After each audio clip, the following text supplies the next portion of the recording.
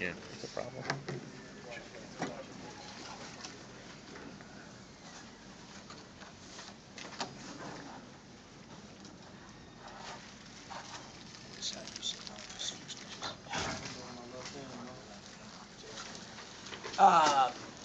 Obviously, hard-fought basketball game. I give them a lot of credit. I thought they played with a lot of energy. I thought they really drove the basketball well today. We had a hard time keeping it in front. I give them a lot of credit. I thought they were determined to do that. Obviously, they went 9 for 15 from three. They were shooting 20-some% from three coming into the game through 6 games. You got to give them credit for making some, especially at the beginning of the second half and at the end of the second half, where some guys made some shots. But I want to give them credit first of all. I thought they played really well. In terms of us, I thought that in the first half, I thought there were some plays around the rim where we got the ball knocked loose, or we had to bat around rebounds, where I thought we needed to be a little bit more physically tough. I thought we did that a little bit better in the second half. I didn't think we guarded the basketball quite as well in the second half as we did the first half. And then obviously they made some threes, as I mentioned, beginning second half and the end of the game. So, we've got some things we'll learn from this. I told them in the locker room, that I'm really proud of the way we get down 1 and they just show great poise and composure. They really did. Thought that was a great step for us. Obviously, we called Malcolm's number late quite a bit, and he did a good job there on the offensive end.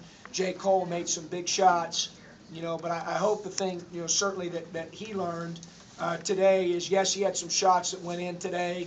To be quite honest with you, he had the same shots on Wednesday night against Yale, and someone asked me the question. I've watched him for so long now. I know he's going to make more of those more often than not. He did that today. But the biggest thing he did today was dive on loose balls, take charges, defend, contributed on the other side of the ball. And I thought that was a step in the right direction for him. I thought Malcolm and Ken were very efficient today. They didn't force things. Obviously, they were trying to take them away. And Finke took advantage of that in the first half. J. Cole got some shots in the second half. We made some plays. I thought Lewis and Tate at 12 assists to 2 turnovers. Phenomenal job. I thought Lewis may have played his best game to date at both ends of the floor. He had a good look about him. I could tell in his eyes he was ready to go. 8 assists, 1 turn. Thought he had some good defensive possessions as well. So we got a lot of contributions from everybody. We're looking forward to getting back home. We'll practice tomorrow, take 2 days off, Monday and Tuesday. Those are heavy final exams for us.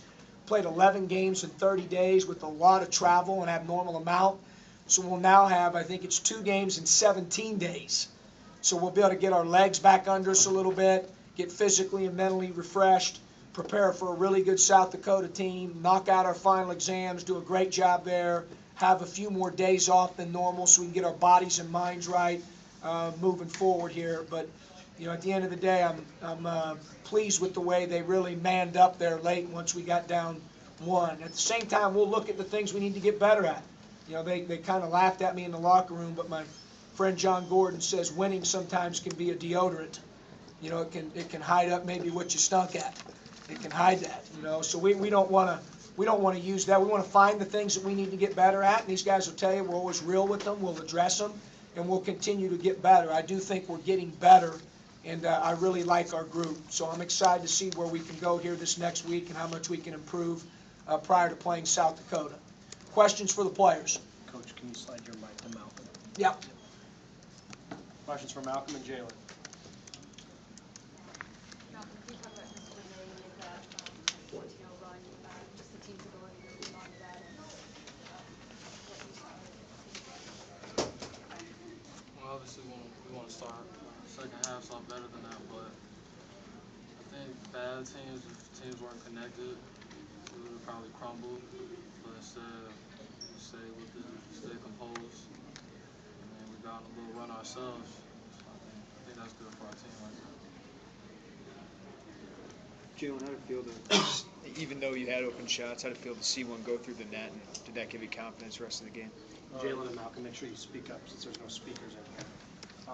Yeah, I mean, that's good to see, the ball going to the rim, of course, the rhythm and stuff like that, but a lot of this is just like on D, working on the stuff that I can't control, so.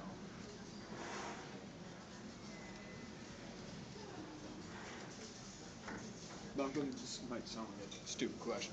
Does this feel like a win for you guys? Did you take enough positives, or do you feel like you didn't give enough today? My coach said, one covers up a lot of things we probably stunk at, but I think we didn't really do a good job of starting the fight both halves. Of course, we responded well, but we don't want that to haunt us in any game because, if we do that against, let's say, Maryland or Purdue, that may lose us the game. So we need to learn how to start both halves off right. Once we put those two together, then we'll be all right. It's kind of a recurring issue. What do you think? What do you see it as? I can't really disagree with you with that, but I don't know. I guess it's something we need to learn. Hopefully sooner than later. I mean, it's not something we can't do. We've done it before in the past. We just gotta put both of them together.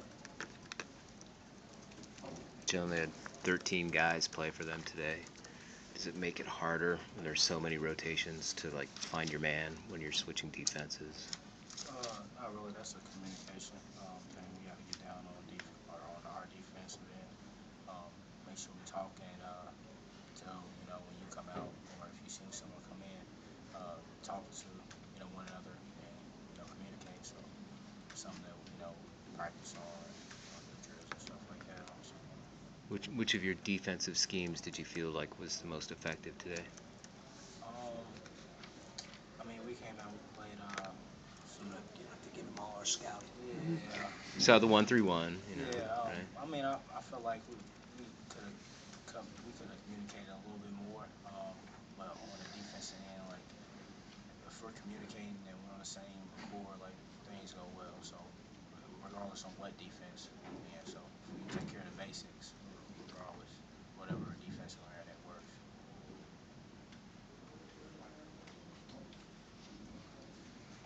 Is that all for these two? Okay. There we go. That's it, fellas. Make sure you don't eat mine, okay?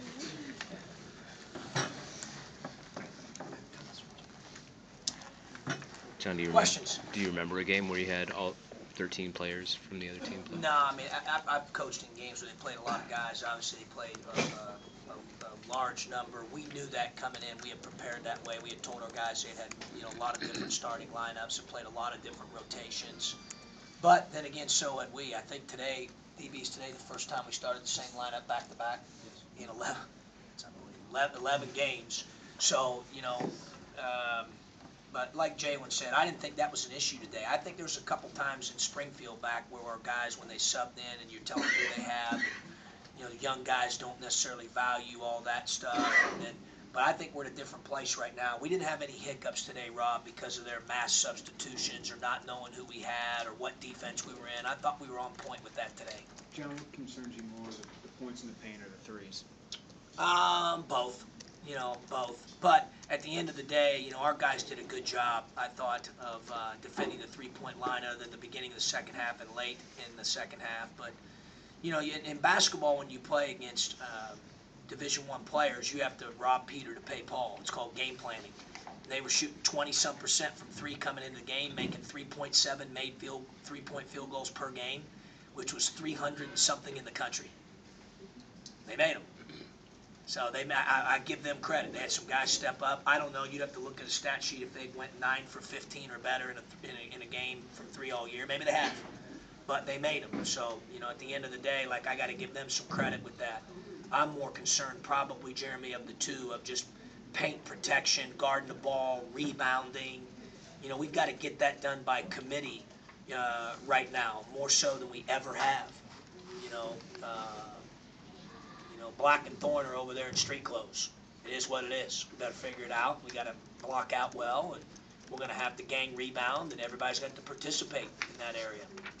Coach, last 3 to 4 games, you guys have come out a little bit flat after halftime. A lot of people come back into the game. Is that something, a different mentality you have to get into during halftime? Well, I think there's two parts to that. One is there's the part that we have to have responsibility for, whether that's mistakes or whatever that is. And then the other part is sometimes the other team, they just don't cooperate. I mean, they came out and made some shots, and So I got to give them some credit. There's a little bit of both of that, you know. But we've tried everything at this point. They got to do it. You know, I mean, they've done it before. Malcolm said that. He's right. And we've got to get that done. I mean, it's you know, today we tried, you know, Dustin wanted to try a lighter, less time on the warm-up for second half. So I let him do that. I told him after about 3 minutes that he was fired. That wasn't such a good idea. But you know, we've got to figure that out. It's not anything superstitious. It's not whether you warm up for 3 minutes or 5 minutes. It's get the job done. You know, be focused in and get the job done. And then there's going to be some games, even when you're locked in, where maybe you're playing somebody that's pretty good or somebody's playing really well. I mean, so you can't just say, hey, what's at fault all the time. You got to give them a little bit of credit too for the way that they started the second half. What's it been like for you, not only this year, but last year? It seems like an inordinate injury situation that you've had to deal with. It's been a little bit crazy. The one thing I will tell you is they're very odd ones. You know, someone asked me that. I mean, they have absolutely nothing to do with training. Man, one guy get hurt in an IVCA All-Star game, and another guy who's been hurt since high school. And another guy that's been hurt, they think when they went in there to do it, that it's been there for 1 year to 2 years at least. And another guy get hit in the game and land on his finger. I mean, what does that have to do with training? I had Kendrick Nunn guarding a guy triple threat in practice. The guy's got the ball triple threat. He puts his hand in there like any basketball player does to take his ball, and the ligament tears. I mean, it has nothing. If it did, I'd make an adjustment. You know, it has nothing to do with that. It's just I think part of it's been some bad luck and some real quirky injuries. You know, they're not the typical basketball injuries, some of these things we're having. They're not. But for whatever reason, Herb, we've been dealt these things. We got to handle them the right way, continue to get guys healthy, continue to try to play the game the right way. It's led to more opportunities for a guy like Jalen Coleman-Lands or Aaron Jordan or DJ Williams or Michael Finke as a freshman. Those are 4 freshmen that I think are going to be really good. And they're doing some good things now. We just need to be a little bit more consistent. Well, what's going to happen is they're going to get that consistency because their improvement's going to be accelerated because they're counted on probably a little bit more right now. So that's a good thing for not only this year but for our program, you know. But you're right. I mean, if you wanted to, for sure, it could get frustrating. There's no question. But at the end of the day, like, you know, I don't know what, a couple of those things are just, a lot of them, almost all of them are quirky. They have nothing to do with anything that has to do with our training. Truth be told, Offit says to me all the time, like, Coach, this is crazy. You were harder on us when you first started your head coaching career at Ohio. Practices were longer. They were, you know, more physical. They were, you know, he keeps telling me I'm getting soft as I'm getting older. You know, so we're aware of all that stuff. Now there's so much equipment, Herb, like you wouldn't believe this stuff now, like GPS trackers and polar heart rate systems and boots that replace cold tubs and stretching and, you know, preventative exercises. And we've been doing all of them for years. You know, it's kind of like someone could say to me, well, do you think you were lucky your first 6 years that you had 2 total players? One kid, Coleman, when I was at Ohio, broke his hand on a fall at Christmas practice and missed the second half, and Joe Bertrand missed 1 game. That was it in 6 years. I mean, that is abnormally the other way. Fortunate and lucky. So we're blessed with that. This is just something we're going through right now, and we've got to use it to, you know, be positive and try the best we can at this point to make lemonade, you know, out of lemons. Laurent, just a matter of getting some more rest for him. I think so, Shannon. I mean, you know, he obviously has some swelling and some soreness there. You know, the surgery and all that stuff went great. The first game he was back, he got hit in that area, kind of a contusion, and you know, and it's made it a little bit more difficult maybe for the comeback to happen quite as fast as we wanted. But you know, he's a tough kid, obviously. Doc felt like he was playing with at least a partial tear for maybe years. So, you know, he's a tough kid, and we'll try to do the right thing for him. I want to get him healthy and get him back to, you know, the Laurent Black we saw in Europe, which was an impressive Laurent Black. You mentioned a list of things that, you know, you guys are going to need to improve on. Now that you have a record over 500, are you happy with the direction that things are going this season? Well, considering everything that we've been through, I'm just really proud of our guys that we've stayed the course. You know, they've stayed positive, and they found a way today. And winners, sometimes you get behind the 8 ball, you got to assemble and find a way to get it done. Those guys did that today. I thought it was good. I do think our young guys are getting better. I thought we played one of our better basketball games all year this past Wednesday night. I think we're getting better, and some guys are getting better through the baptism by fire deal, you know. But yeah, I mean, I'm thrilled with the way that they've been able to sustain their poise, their energy, being positive. You know, we've got a really good locker room when it comes to character, and that's going to give us a chance to continue to improve. Coach Vicky had another good game today at 14 points, 5 rebounds. Can you talk a little bit about the progression you've seen in him? Yeah, he's getting better. Obviously, you know, you saw a couple plays there where physical strength, he's got to continue to add that, but he's good. He's going to be really good. He's good now. I think he can be even better. More strength, more experience. He's getting a lot of experience right now because of some of the situations with the injuries. But he's a good player. You know, I like all our young guys. I think all those guys are going to be really good. Staying on Finke, what about that one play towards the end of the first half when he was showing some versatility, the handling of the ball and doing the give and go with No, him? he can do that. He has a skill set like a guard at 6'10". You know, it's pretty rare. He can pass, shoot, dribble, score all areas of the floor, shoot it from all areas of the floor. Really has a good feel for the game, and just works his tail off. He's hungry. He's gained 25 pounds. I think he can gain even some more. You know, my guess is you'll see even a completely different guy next year at this time. He just works, and you know, he's going to work in the weight room. He's going to do all the right things. He's going to eat all the right things. I mean, he's a special kid. Did UIC do anything differently on him in the second half where they were able to? No, I think we kind of just took what they gave us. In the first half, obviously, I thought they did a pretty good job at times denying Ken and Malcolm, and then Michael took advantage of that. J. Cole did. You know, we got some pretty good looks and good shots. Got to the free throw line a lot in the first half. We didn't capitalize, Scott, as much as we should have in the first half. There, we shot them better in the second half. But, you know, I think those guys just played the right way today. You know, both of them played the right way. Finke played the right way. Finke happened to have a little bit more explosive first half. You know, Nunn was very efficient today. Those guys probably shot, 5 for 8 and 5 for 9. You know, they were very efficient today. Malcolm made a comment about this, something like this one really cut it against the Blues in Maryland, so good team play. First of all, do you like that they're thinking that way maybe as a I don't know. You know, I don't care who you play these days. You got to be able to play as close to 40 minutes as you can. Now, basketball's such a game of momentum and flows, and ebbs and flows. You know, momentum changing plays and runs, and you know. But we just need to get that done, Shannon, to be a better team. I don't care who we're playing. We need to start with a little bit more of a defensive mindset. You know, I'll watch the film. I can't. It's interesting because I felt like when we didn't start the Notre Dame well, we made the game well in the second half. We had made a ton of defensive mistakes. I don't know if I feel that way right now. I have to watch the film. I thought they made some shots, you know, over the top of us, and then we coupled that by missing some shots that that I thought were pretty good ones. You know, I'll have to watch it, you know, and see how many mistakes we truly made that were within our control. Talked to DJ yesterday about he had PT for a couple of games before that, but really he's not playing that many. He had 6 minutes today on his hometown floor. But what struck me is that he's really patient. He said, you know, everybody learns at their own pace, and that seems really unusual for a freshman. Very unusual. Their attitudes have been really good. DJ's gotten a little bit better with it. It was probably a little bit, if he was honest with you, a little bit harder for him at first. But he's gotten better. You know, that's why I put him in the game. I'm not giving anybody, you know, they got to earn it. You know, Ken and Malcolm had to earn it. Guys have to earn it. And I do think those guys are starting to earn their teammates' trust, most importantly, and mine even more. You know, Tate mentioned the other day, because those guys are pretty hard on those guys, trying to help them, and they're on them, and certainly in a constructive criticism way.